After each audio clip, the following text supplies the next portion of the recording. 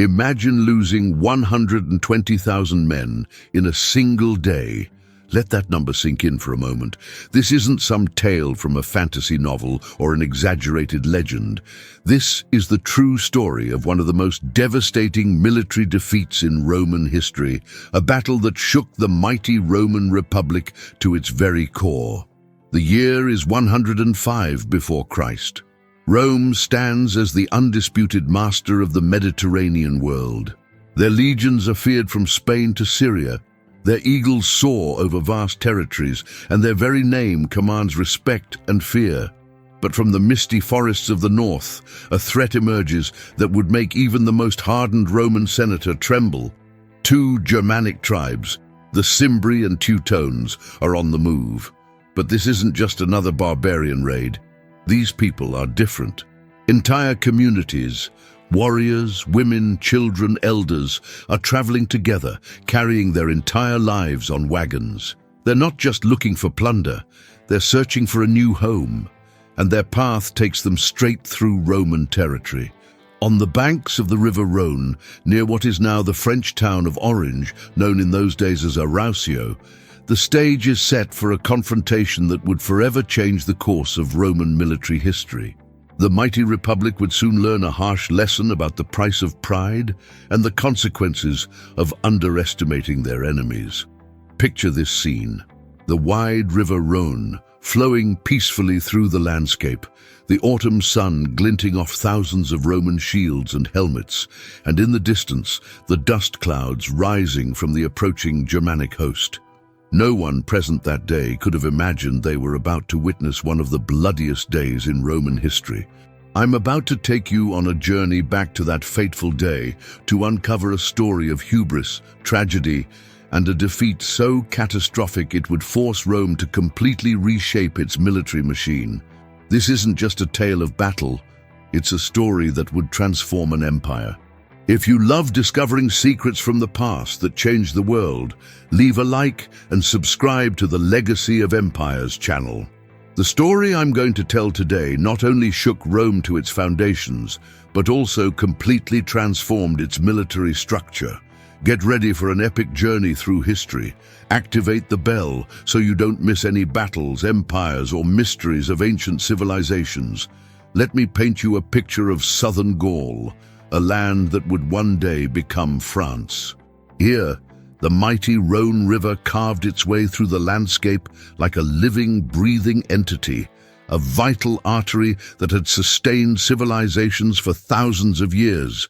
On that fateful day, its waters mirrored the glint of Roman armor, unaware that they would soon reflect the chaos of battle. Modern archaeologists have uncovered a story written in the soil itself. Scattered across an area larger than 50 football fields, they found a silent testament to the brutality that unfolded here. Broken spearheads, crushed helmets, scattered coins dropped in desperate flight, and countless pieces of military equipment. Each artifact tells its own tale of terror and survival. But what truly amazes historians is the sophistication of the Roman military engineering. You see, the Romans didn't just set up camp, they built virtual fortresses. Using techniques perfected over centuries of warfare, they constructed two massive fortified camps. Imagine deep trenches, carefully measured to be exactly 10 feet deep and 12 feet wide, surrounded by wooden palisades made from tree trunks, cut to precise specifications. Watchtowers rose at regular intervals, allowing sentries to spot any approaching danger from miles away. What's remarkable is that even today, 2,000 years later, you can still see traces of these camps. Modern satellite imagery has revealed perfect rectangular outlines in the earth, the ghostly footprints of those ancient fortifications. Using ground-penetrating radar, archaeologists have mapped out the exact locations of the defensive walls, the commanders' quarters, and even the gates through which thousands of soldiers would make their final march. The most haunting discoveries are the mass burial sites. In certain areas, the soil is still unusually rich in organic material, a grim reminder of the scale of human loss that occurred here. Archaeologists have found Roman military belt buckles, sandal studs, and personal items like rings and brooches, telling intimate stories of the individuals who faced their final moments on this battlefield. These aren't just dry archaeological findings. They're the last chapter in the lives of real people who woke up that morning never knowing they would become part of one of history's most devastating military disasters. Every broken sword, every scattered coin, every bent piece of armor tells the story of that terrible day when the mighty Roman war machine met its match on the banks of the Rhône. Let me introduce you to the key players in this historical drama, 4 men whose decisions and actions would shape one of the most devastating battles in Roman history. On the Roman side, we have 2 commanders who couldn't be more different from each other. First, there's Gnaeus Mallius Maximus, what the Romans called a homo novus, a new man in politics. Think of him as a self-made man who worked his way up from humble beginnings to become consul. The aristocrats looked down their noses at him, despite his achievements. He was like that brilliant colleague who gets promoted to management but still gets snubbed at executive lunches. While he had administrative talent, Mallius had little military experience, a dangerous shortcoming when facing battle-hardened Germanic tribes. Then we have Quintus Servilius Caepio, and oh, what a piece of work he was. Born into one of Rome's oldest and most prestigious families, Caepio was the very definition of aristocratic arrogance. Imagine the most entitled, silver spoon-fed nobleman you can think of. Multiply that by 10, and you're getting close. He was a proconsul who believed that his noble blood made him naturally superior to everyone else. The idea of sharing command with Mallius, whom he saw as nothing more than a common upstart, was absolutely unthinkable to him. This fatal pride would cost Rome dearly. Now, let's meet their opponents, the Germanic leaders. First, there's Boiorix, king of the Cimbri. Don't let the barbarian label fool you. This man was a brilliant strategist. He had already outmaneuvered several Roman armies before Arausio. Think of him as a prehistoric Hannibal, someone who understood Roman tactics and knew exactly how to counter them. He was particularly skilled at exploiting the terrain and weather conditions to his advantage. Finally, we have Teutobod, leader of the Teutones. Ancient sources describe him as a giant of a man, capable of leaping over 6 horses placed side by side. While that's probably an exaggeration, there's no doubt he was an impressive figure. He was known for leading from the front, inspiring his warriors through personal example, rather than just giving orders from the rear. What makes this story particularly fascinating is how these personalities clashed. While the Germanic leaders worked together seamlessly, combining their strengths, the Roman commanders let their personal rivalry override military necessity. It's a timeless lesson about how human ego can defeat an army more thoroughly than any enemy weapon. The stage was set for disaster. 2 Roman commanders who refused to cooperate, facing 2 Germanic leaders who worked in perfect harmony. The results would be predictably catastrophic, but that's a story for our next segment. Now, let me tell you how this disaster really started to unfold. Picture this. 2 massive Roman armies, 80,000 of Rome's finest legionaries, standing within sight of each other, but might as well have been worlds apart. Why? Because of one man's wounded pride. You see, Caepio, our aristocratic proconsul, was absolutely furious. The Senate had just done the unthinkable. They'd given overall command to Mallius Maximus. To Caepio, this was like asking a duke to take orders from a shopkeeper. His pride simply couldn't bear it. So what did he do? He deliberately set up his camp on the opposite side of the river from Mallius. This wasn't just petty politics. It was a catastrophic military blunder.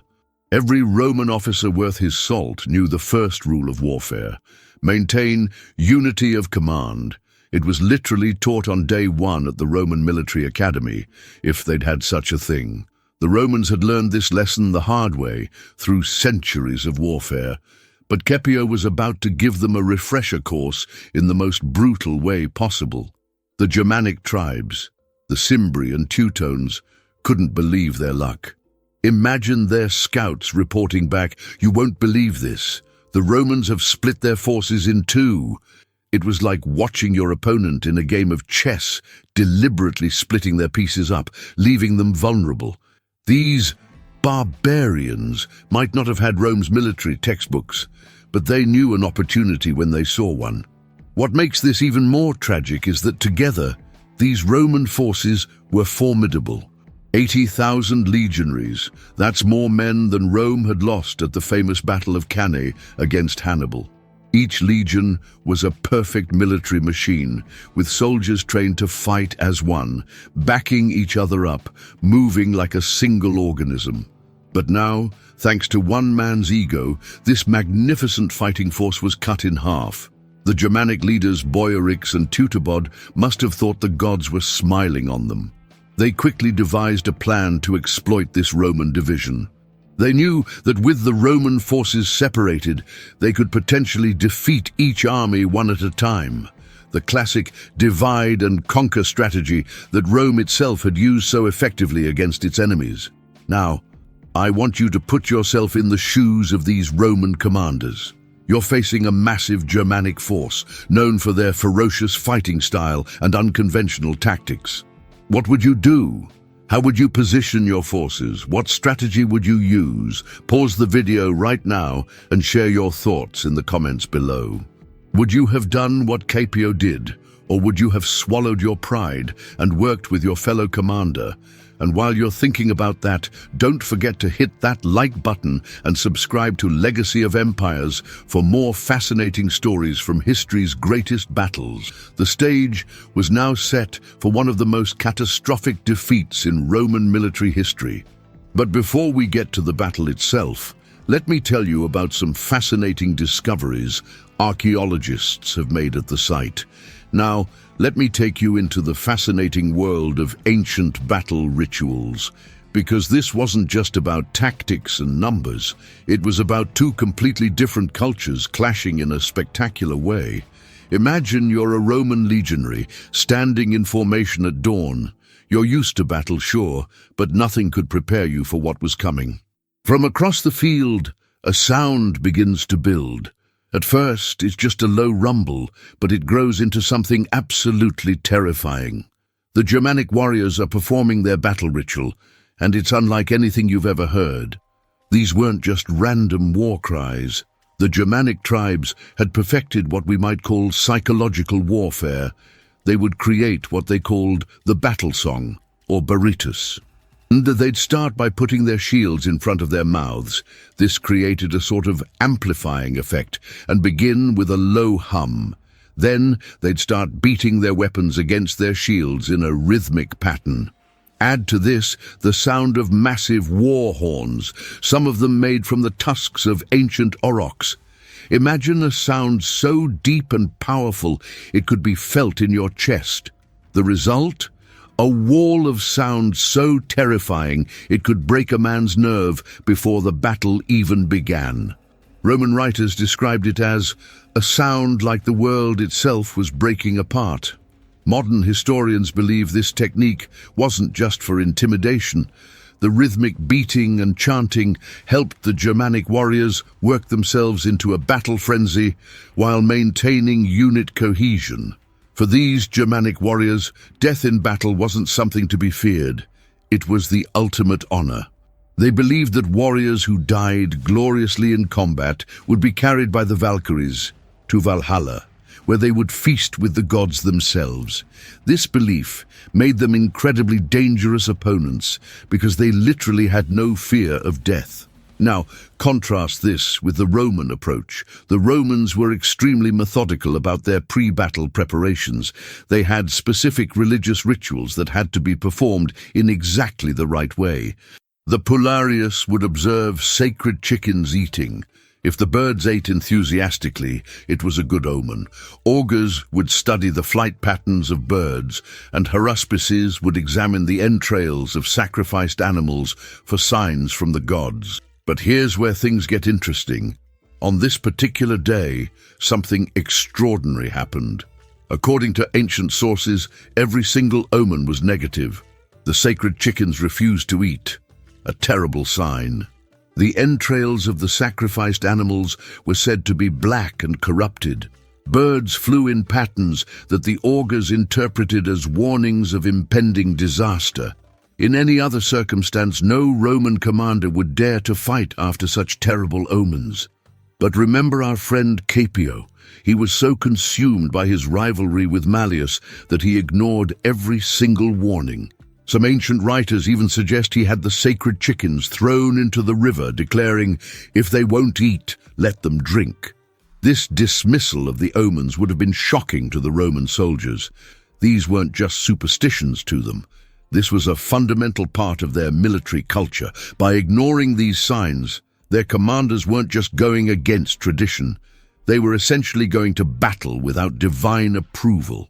The stage was now set for a clash, not just of armies, but of cultures. The disciplined, organized Roman legions against the wild, fearless Germanic warriors. And as the morning mist began to clear on that fateful day, the terrifying sound of the Germanic battle song began to build. The disaster unfolded like a perfectly orchestrated tragedy. As dawn broke over the Rhône Valley, the Germanic tribes launched their masterstroke, a surprise attack on Caepio's camp. The timing was impeccable, catching many of the Roman soldiers while they were still having their morning meal. Now, you might wonder how an entire army could be surprised like this. Well, Caepio had made another crucial mistake. Roman military doctrine called for extensive scouting and the construction of defensive earthworks around any camp. But our arrogant proconsul, believing the barbarians wouldn't dare attack a Roman army directly, had grown lax in these basic security measures. The first warning the Romans had was the thundering sound of thousands of Germanic warriors emerging from the morning mist, their war cries echoing across the valley. The scene quickly descended into chaos. Imagine trying to put on 60 pounds of armor while your tent is being torn down around you and warriors twice your size are charging through the camp. Meanwhile, across the river, Mallius Maximus and his army could see the attack unfolding. The smoke from burning tents would have been visible, the screams of battle carrying across the water. This was the moment when everything could have changed.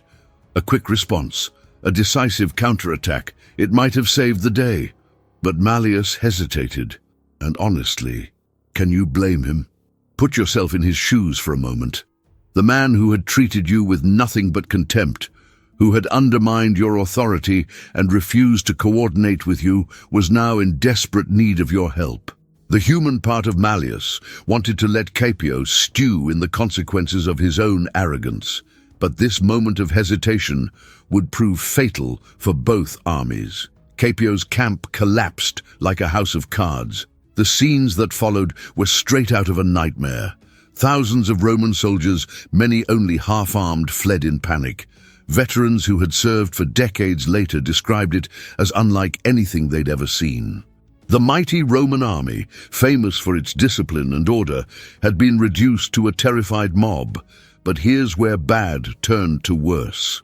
These fleeing soldiers ran straight toward Mallius's camp, carrying their panic with them like a contagion. Picture this. You're a soldier in Mallius's army, preparing for battle, when suddenly thousands of your fellow Romans come running toward you in blind terror, many of them bleeding, some without weapons, all shouting about the unstoppable Germanic warriors right behind them. The psychological impact was devastating. Roman military effectiveness relied heavily on unit cohesion and maintaining formation.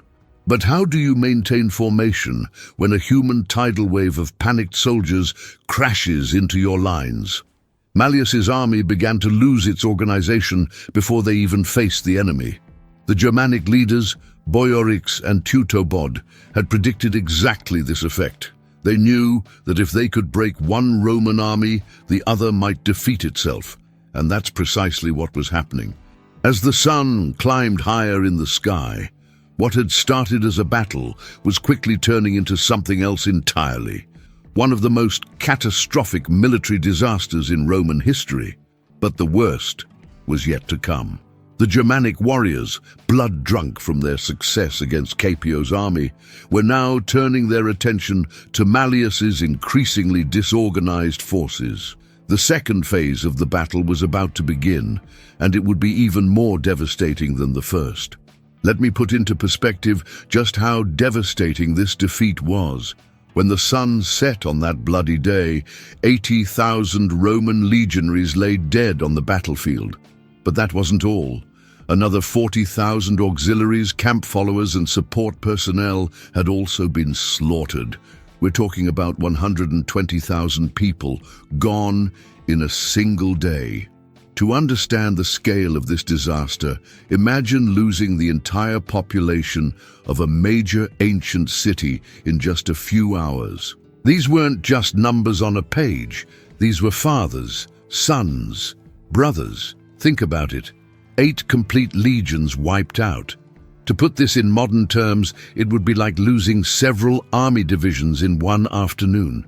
Even more shocking, this defeat was actually worse than the famous Battle of Cannae, where Hannibal had crushed the Roman army decades earlier. Cannae had been considered the benchmark for military disasters, but Arausio exceeded it in both scale and losses. When news reached Rome, the city went into mourning. Ancient sources tell us that the Senate ordered the doors of every house to be left open so they could check that no one was performing acts of celebration. They were that worried about potential traitors. But here's where history takes a fascinating turn. You see, sometimes the worst disasters lead to the most important changes. Enter Gaius Marius, a brilliant military commander who had been watching these events unfold. He looked at this catastrophe and essentially said, "Never again." Marius launched a series of military reforms that would completely transform the Roman army. Before Arausio, the Roman army was essentially a citizen militia. You had to own property to serve. After Arausio, Marius opened recruitment to everyone, including the poor. He standardized equipment, professionalized training, and created a standing army of career soldiers. He also changed how the army organized itself. You know that image of Roman legionaries carrying all their equipment on a pole over their shoulder? That was one of Marius's innovations. His soldiers became known as Marius's mules because they carried all their own gear, eliminating the need for the massive baggage trains that had made Roman armies so vulnerable at Arausio. The reforms went even deeper. Marius standardized the legion's organization, created a formal retirement system for veterans, and even redesigned the pilum, the Roman throwing spear, making it more effective against Germanic shields. He took the lessons learned from this disaster and used them to forge the most effective fighting force the ancient world had ever seen. In a way, the Battle of Arausio was like a brutal wake-up call for Rome. It exposed every weakness in their military system, from their rigid class structure to their outdated tactical doctrine. The Romans did what they did best. They adapted, they learned, and they came back stronger. Within a few years, this new professional Roman army would face the same Germanic tribes again, and this time the outcome would be very different. But that's another story. The legacy of Arausio lives on even today.